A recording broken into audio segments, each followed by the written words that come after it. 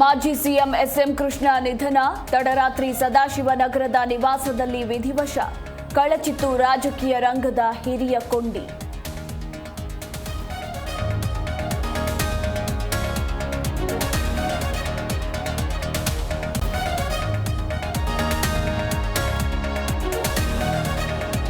ಹುಟ್ಟೂರಿನಲ್ಲಿ ಅಂತ್ಯಕ್ರಿಯೆಗೆ ತೀರ್ಮಾನ. ಮಂಡ್ಯದ ಸೋಮನಹಳ್ಳಿಯಲ್ಲಿ ಅಂತಿಮ ವಿಧಿವಿಧಾನ. ಬೆಂಗಳೂರಿನಲ್ಲಿ ಅಂತಿಮ ದರ್ಶನಕ್ಕೆ ವ್ಯವಸ್ಥೆ.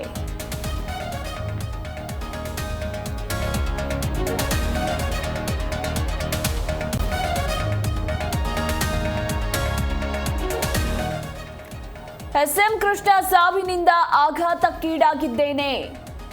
ಅವರ ಕೊಡುಗೆ ಕರ್ನಾಟಕ ಸದಾಋಣಿ ಎಂದ ಸಿಎಂ. ಮಹಾನ್ ನಾಯಕ ಅಗಲಿದ್ದಾರೆ ಎಂದ ವಿಜಯೇಂದ್ರ.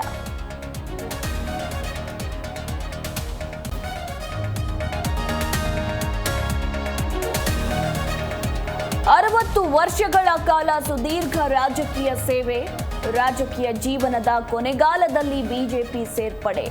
2023ರಲ್ಲಿ ರಾಜಕೀಯದಿಂದ ನಿವೃತ್ತಿ ಘೋಷಣೆ.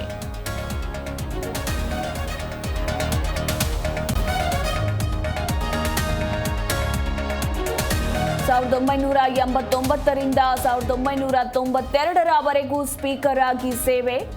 1999ರಿಂದ 2004ರವರೆಗೆ ಸಿಎಂ ಆಗಿದ್ದ ಎಸ್ಎಂಕೆ. ಮನಮೋಹನ್ ಸಿಂಗ್ ಸಂಪುಟದಲ್ಲಿ ವಿದೇಶಾಂಗ ಸಚಿವ.